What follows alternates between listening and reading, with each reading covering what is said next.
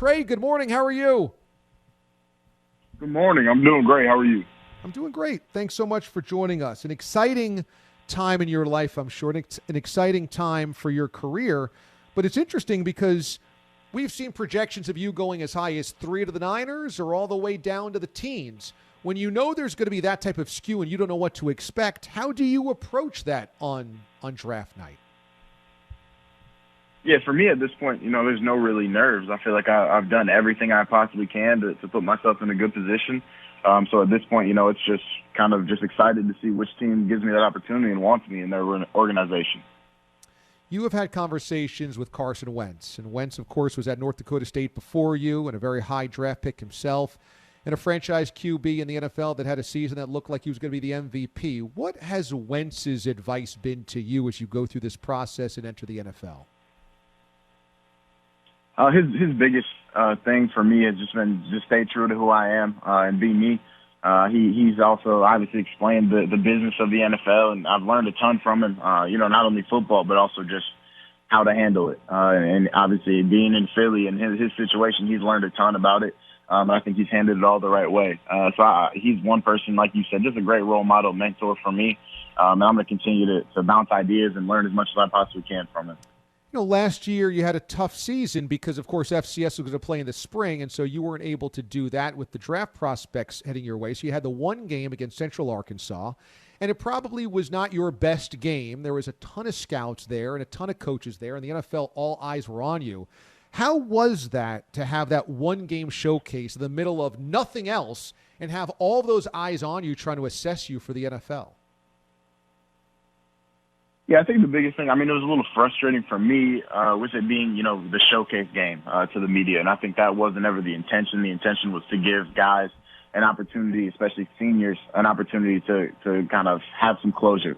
It wouldn't have been fair for those guys, especially who were going to be done playing college football or football totally, to win a national championship in 2019 and then, never put the pads on again when they expect to have a whole nother season.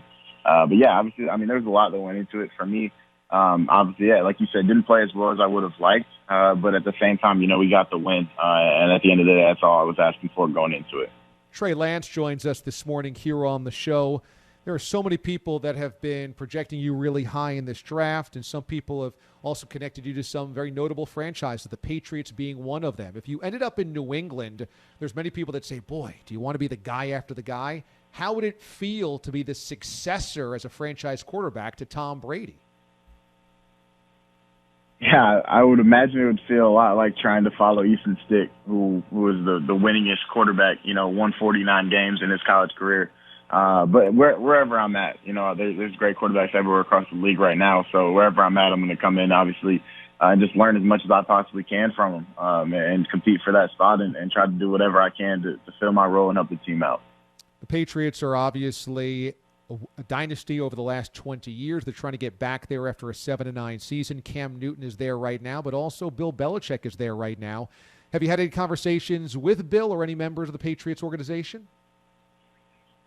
I'm actually not supposed to speak on any specific teams that I've met with, but I have met with a ton of teams, had a ton of Zoom meetings over the last, few months, as you can imagine.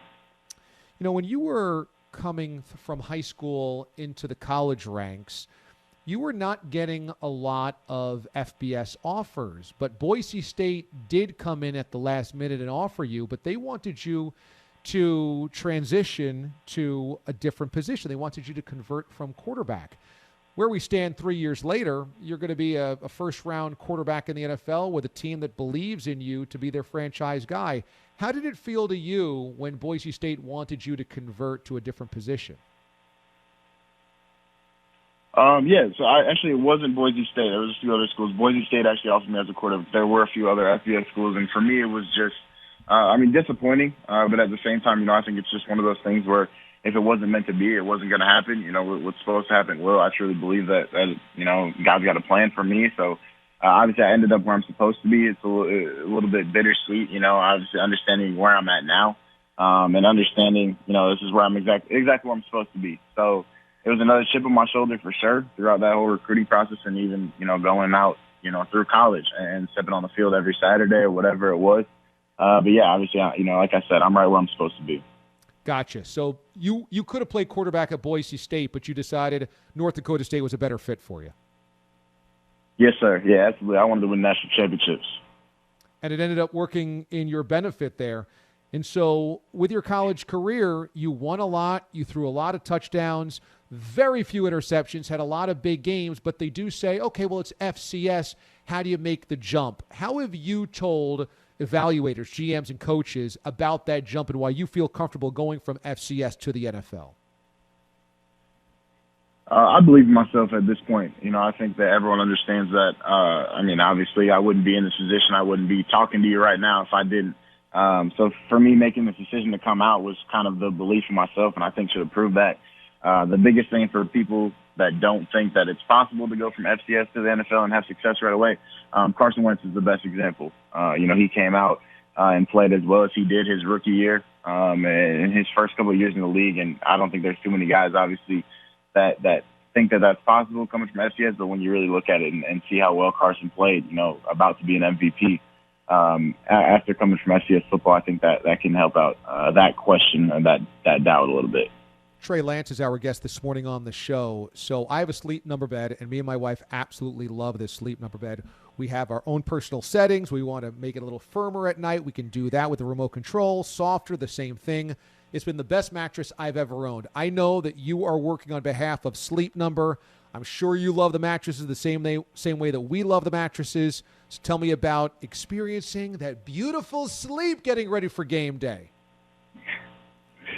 Yeah, there's nothing better than a great night's sleep in my Sleep Number. Sleep has always been something that's been super important to me. My parents always emphasized it, probably because they had to deal with, me on days when I didn't get enough sleep. But the biggest thing for me, everything that Sleep Number's done for me, and from the app, the Sleep IQ app, and being able to track my sleep when I wake up in the morning and see, make sure I'm recovered, make sure I got enough rest. Sleep Number's for sure been a game changer for me, and it'll be, a competitive edge in the future. Finally, you sat down with Dak Prescott the other day and got to pick his brain. He picked your brain as well. He's a guy that's made that transition and become a franchise cornerstone quarterback, just got the big deal. What did you glean? What did you learn from talking to Dak? I think we're a lot alike, and I didn't realize, I guess, that as much before I talked to him. But, he was a guy that was overlooked the same way. Obviously played at a bigger school, but overlooked, in this process more than I was, So I think he's an awesome resource for me, and just not only, him as a football player, but him as a person. He's also a huge Sleep Number partner, which is awesome for him, for me to be able to be a part of the Sleep Number family, something that he's a part of, and just like I said, the way he carries himself, the type of person he is, always willing to help, always willing to learn. The biggest thing is just that, the type of person and competitor he is, and always going to be someone I look up to. Trey Lance, what a collegiate career it was, and we will see it culminate in a first-round pick somewhere coming up on Thursday night. Trey, congratulations on a wonderful collegiate career, and best of luck in the NFL. Really fun to catch up with you, man. Thanks so much for doing with it.